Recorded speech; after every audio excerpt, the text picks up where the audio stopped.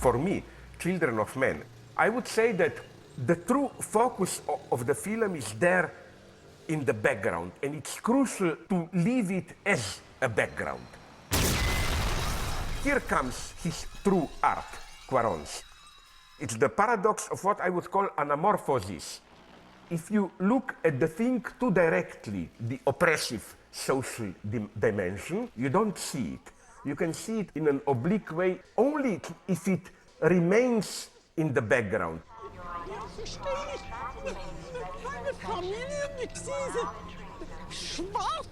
Children of Men is, in a strange way, a remake of Y tu mamá también. What attracted me immensely in Y tu mamá también is this wonderful tension between foreground and background.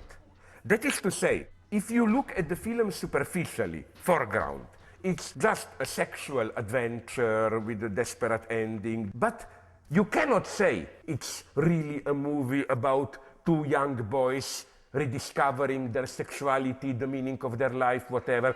It's the other way around. You see this absurdity of their life. It's so clear that the way they experience their sexual traumas and so on, it's against the background. It throws the life on these signs of social oppression. And it's the same, I think, in this film. It's not really that all this infertility and so on is just a pretext for, I don't know, the hero's inner journey from this apathetic anti-hero mode to more active engagement and so on. No, it's this fate of the individual hero remains a kind of a prism through which you see the background even more sharply. I think that the film gives the best diagnosis of ideological despair of late capitalism, of a society without history. This, I think, is a true despair of the film. The true infertility is the very lack of meaningful historical experience, and that's why I like this elegant point in the film of importing all the works of art. All those classical statues are there, but they are deprived of a world. They are totally meaningless, because what does it mean to have a statue of Michelangelo or whatever? It only works if it signals a certain world. And when this world is lacking, it's nothing. It is against this background, I think, that the film approaches the topic of immigration and so on.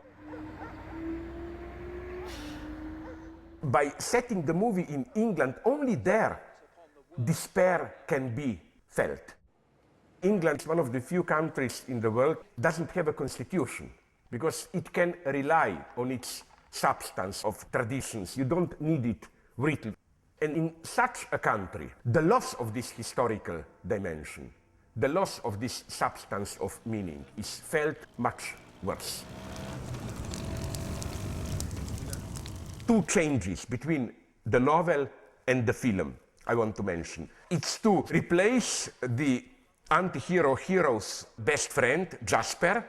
In the novel, he's just a kind of a retired ex-official, whatever. Here, to make him into this, and everybody who is the after 68 generation knows what this is. This old, obscene, impotent, retired hippie person, in all its ambiguity. On the one hand, many old leftists have a fond memories of this generation, but at the same time, there is something infertile, ridiculous about this. I think that the decadence started there in a way. This is a stroke of absolute genius. Another thing that I immensely appreciate, and this is a very risky thing to do, is to avoid sex. Here we have fertility reinstalled, but not through the form of a couple being created. The fertility is spiritual fertility. It's to find the meaning of life and so on. So these are the reasons, again, for my admiration of the film. That precisely because it doesn't directly make some kind of a political, moralistic parable and so on, it works. perfectly. What I like is that the solution is the boat. It doesn't have roots. It's rootless. It floats around.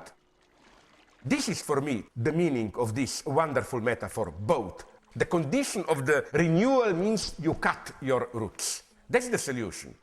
Look at films like Children of Men. This is a future. Only films like this can guarantee that cinema as art will really survive.